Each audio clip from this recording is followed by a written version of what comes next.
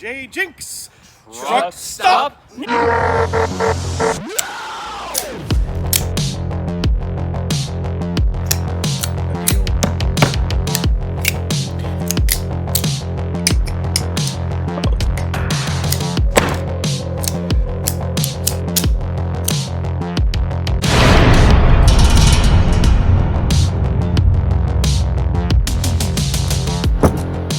This is J Jinx. So I bought these 4 Kizer knives a little over a month ago. It was sometime in March.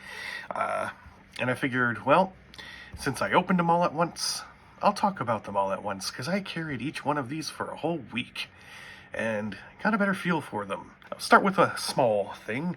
These microfiber cloths that came with each one of these, they're not very good. So, like, I got this one like 7 or 8 years ago from, an optician's place, ophthalmologist, the people who fuck with your eyes. And this thing is perfect. It's like velvety and supple. This one's not so velvety, it's not so supple. I don't know, it just doesn't do a great job. But, I mean, it's a freebie.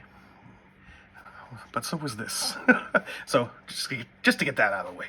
Now, going in, my expectations were the following. In order, from left to right, I would love this knife. Very, very close contender, also love this knife. Very close contender again, I would also really like this knife. Maybe not love it, don't know. And then this one, I would not like. That was the expectation. Here's the reality. Ready?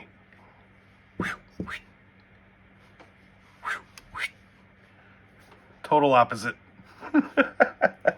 Which is great. I learned so much carrying these knives. I mean, they're all really good. Make no mistake that we are splitting hairs when judging these things, or I am anyway. And the results to me were surprising. Let me go through it one by one. We'll start with what began as the most promising and ended up being last on the list. Why is this fuzzy? I have a focus issue?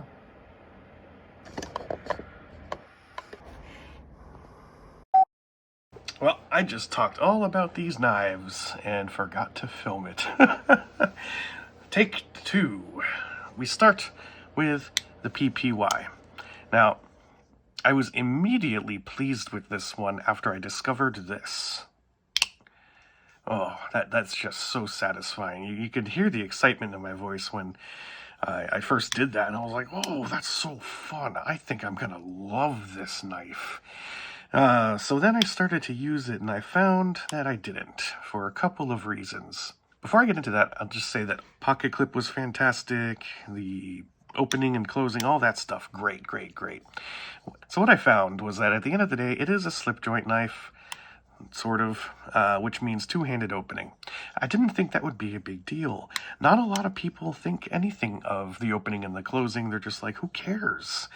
You open the knife and then you use it. That's the important part. And then when you put it away, you close it, and you put it away and you're not using it, and that's the important part. Well, it turns out opening it and closing it, yeah, that is actually kind of important to me.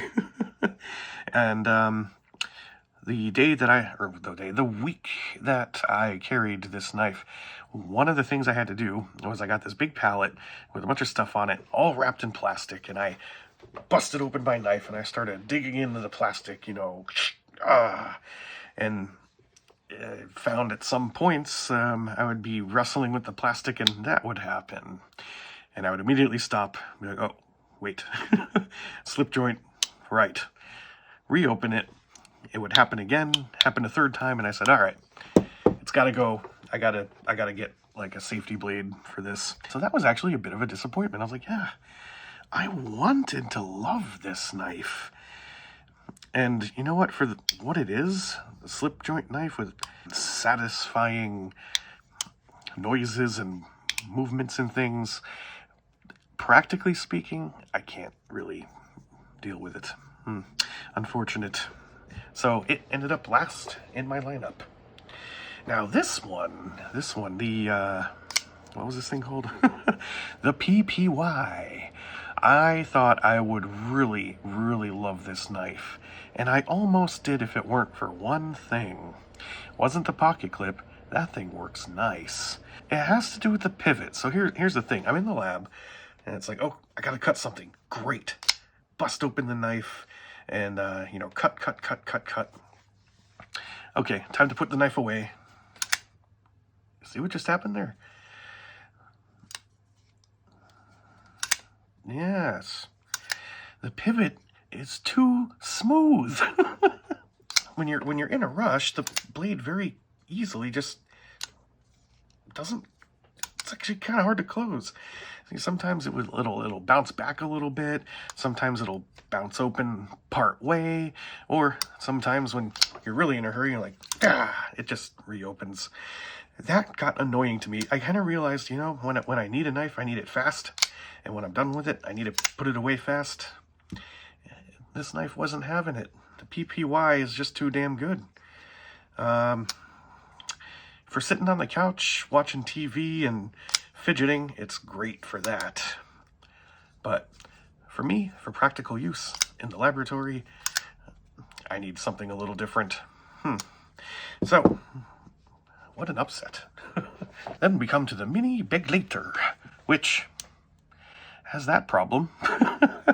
Something about the proximity of the thumb stud to the pivot, the shallow angle, you gotta point your vector just right to fire it open. But every once in a while, when you're in a rush, you just kind of misfire it. That's not unique to this particular knife. And it's just something you gotta get used to. Over time, it happens less and less. I gotta get more used to it, obviously. So that was a little bit of an annoyance. Other than that, there is nothing wrong with this knife. Slender, reverse tanto blade. It slices, it cuts, it does everything that I wanted. The centering remained true. The pocket clip was a bit of a dream. Ooh, this is a good knife, and I love the color, that Crayola yellow, the checkerboarding patterning to it. It's very, very grippy. It's great. It's almost perfect, and it's little and it's cute, and I don't have any bad things to say about it. So you get into a situation where you start thinking about, well, what would I do to improve the design then, or do something different to make me like it better? And that's pretty much the only things I gotta say. I was like, well, I see that they've recessed the screws on the pocket clip.